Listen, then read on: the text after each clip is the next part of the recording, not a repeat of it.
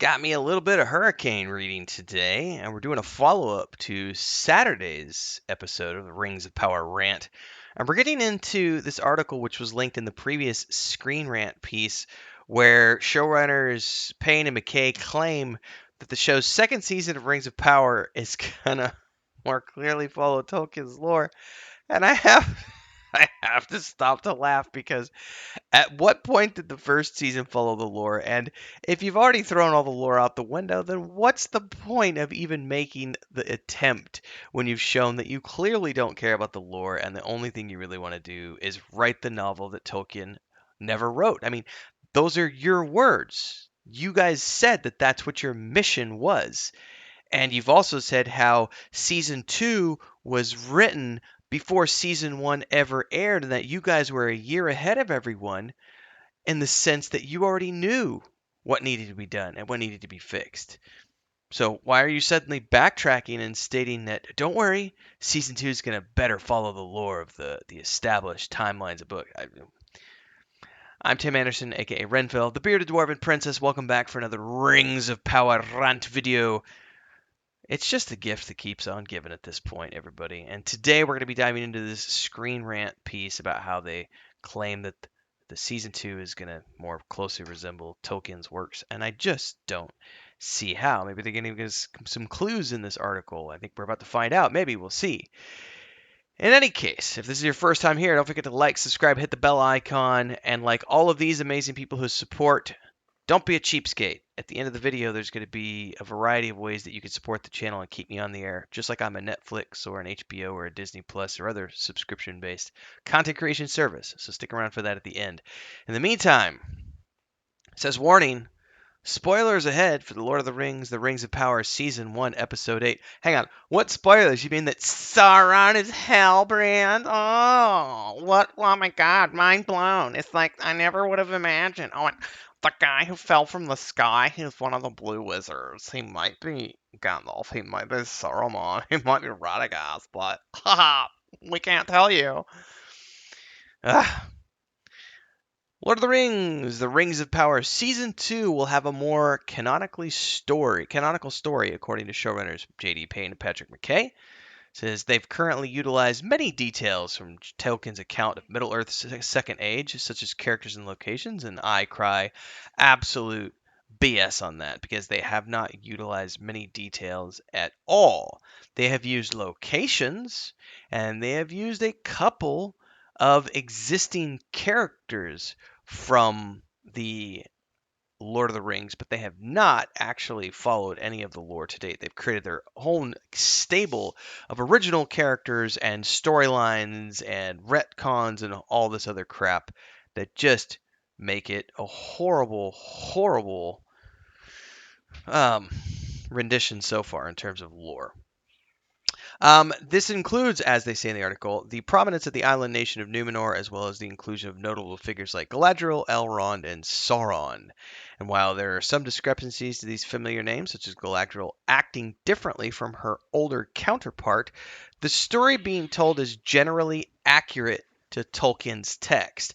I think that that is an absolute bold-faced lie. In no way, shape, or form is this generally accurate to Tolkien's text, because these guys are writing the novel that Tolkien never wrote. They are not following established lore, timelines, or anything like that. And if I'm apologize if I have to keep ducking over here. I've got cats that are being really naughty with each other, and they got stitches, so I have to kind of pay attention. Hey, can you two calm down? We'll see if they calm down or not. Anyway, it says early on in the show, they introduced reworked characters and concepts that were unique in its retelling of the rise of Sauron, the Forging of the Rings of Power, which include the Stranger, who appears to be one of the five wizards, and Iarion, Isildur's sister, who did not exist in Tolkien's work. Then there's Halbrand, there's Adar, there's Disa, so on and so forth. It says, despite these new additions or alterations to the lore, it appears Season 2 will be utilizing Tolkien's text with more detailed accuracy. Well, how? In what way? How is it going to be following more closely? In an interview with THR, Payne and McKay confirmed that a larger focus on Tolkien's canon is coming in the second season. They used Sauron as an example, explaining how Season 2 will allow them to focus on building his character up. Oh my god. Season 1 opens with, says Payne, who is Galadriel? Where did she come from? Why did she suffer? Why is she driven? We're doing the same thing with Sauron in Season 2. We'll fill in all the missing pieces. There are no things to fill in, you guys. Come on. This is Sauron's path is clearly defined in the appendices that you have the rights to, as well as the Silmarillion and beyond, which you don't have the rights to. But his path is already clearly defined. There are no missing pieces to fill in. It says here, McKay says Sauron can now just be Sauron, like Tony Soprano or Walter White. He's evil, but complexly evil. We felt like if he did that in season 1, he'd overshadow anything else. With the first season, it's like Batman Begins, and the second season is The Dark Knight, with Sauron maneuvering out in the open. We're really excited because season 2 has a canonical story. There may well be viewers who are like, this is the story we were hoping to get in season 1, and in season 2, we're going to give it to them. Oh my god. It says their focus on canon and Rings of Power seems to have been established in season 1 finale, with Celebrimbor forging the three rings as he does in Tolkien's writing. Except, pump the brakes, ladies and gentlemen. Celebrimbor forged the three rings last in secret by himself. He did not forge them with Elrond and Galadriel present, and he did not forge them before the forging of all the other rings. We covered this in a recent video. He forged the three rings many years after the other ones had already been forged, when they found out that Sauron was really Sauron and he had corrupted everything. So they did these ones in secret, going, hey, we have to actually, try to get ahead of this, guys, because we let the evil in, and now we got to sort of course correct. The idea that you can make a claim that the focus on canon seems to have been established in the season 1 finale, I feel like the writer of this article has never actually read The Lord of the Rings. Like, have you never read the appendices or the Silmarillion? Because your claim that they are establishing the lore in season 1 finale following the books is just not true.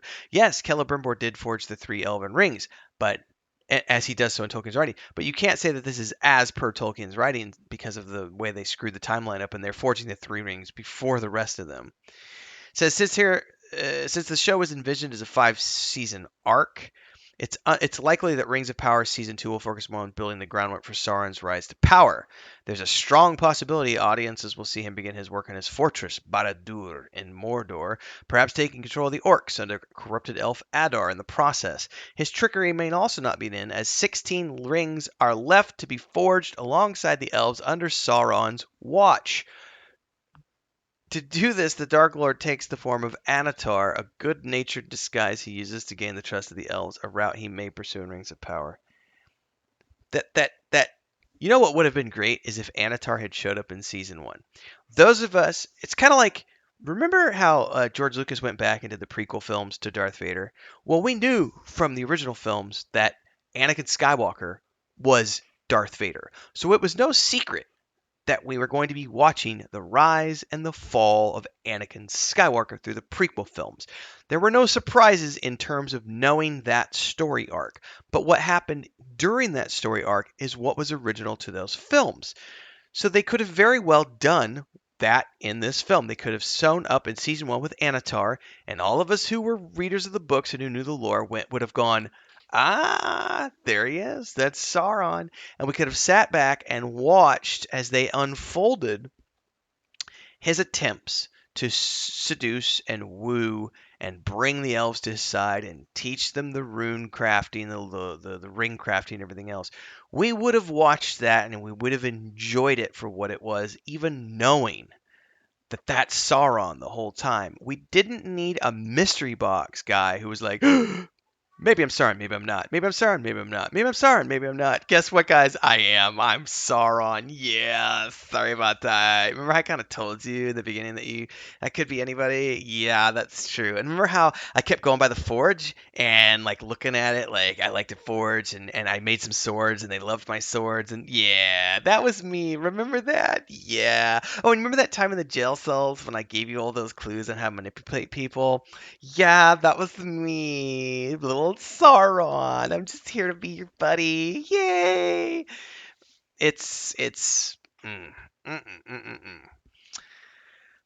Says the introduction of new characters like Círdan and season 2 implies a heavier focus on the rings, as well as Círdan in particular warns Celebrimbor against working with Anatar to create the rings.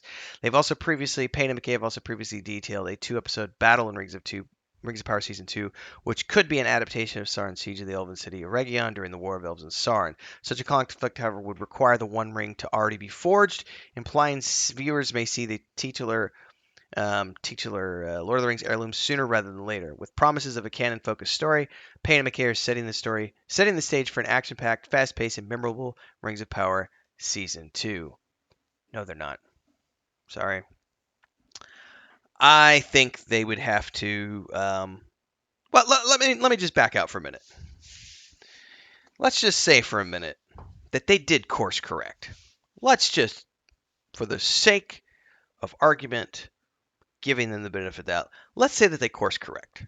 And let's say season 2 establishes at the very beginning, we see the arrival of the character of Anatar, right? This emissary from the Valar who's here to teach the elves how to make rings to combat the rising threat of Sauron now that he's been revealed. And we go through the whole arc of him convincing everybody, but the whole time Galadriel's going to be sitting back there going, I don't trust you. You're probably Sauron. I don't think that you're actually who you say you are. Oh my God, suspicion, suspicion, red alert, red alert, red alert, red alert. Because they need her to be the strong Xena warrior princess who sees everything, right? Meanwhile, we're still dealing with the fact that where's Celebrimbor in all of this? You may have watched the other day my episode on the sanctity of elven marriage. Celeborn needs to be in season 2, and Galadriel needs to be on a mission to find her a husband and figure out where is he, what happened to him, and she needs to ditch this whole bullshit vengeance for my brother quest, because it doesn't matter when elves live forever and are immortal. Anyway, if you're going to actually follow the canon, then you actually need to follow the canon. You can't just pick the bits and pieces that you think would be cool to play around with. And this whole idea of, in the previous episode we did, where they were talking about how, well, we found these little bits and pieces that we could manipulate and paint around with, and they've got this thing where they're working with Simon Tolkien, work around the rights issues. I love that interview where they actually lay out the fact that we worked very closely with Simon Tolkien. He really helped us. Literally, they used the phrasing work around the rights issues. And I was just like, oh my God, the corruption goes on to, it knows no bounds, everybody. It's just, the corruption of the Dark One is present in all things. If you got to the end, like, subscribe, hit the bell icon, support. Remember how I talked about it at the beginning? If you've been here over the last 8 months enjoying the 100 or so videos that I have produced, now's the day. You need to subscribe. There's 3 tiers of memberships down below. If you're here on the live stream, you can do a super chat or a sticker, and there's always the one-off super thanks after the video has been uploaded. All those options are down below. We also have a Patreon page for my own fantastical world that I'm building with my wife and my brother. Check all that stuff out. Keep this channel on the air. Show that you enjoy these videos with a little bit of support. $2, $5, $10, whatever you can throw towards the channel. I'll see everybody next time. We got more, because as long as they keep producing interviews like this, I'm going to keep covering it until the next season comes out. We'll watch that train wreck too. See ya, everybody.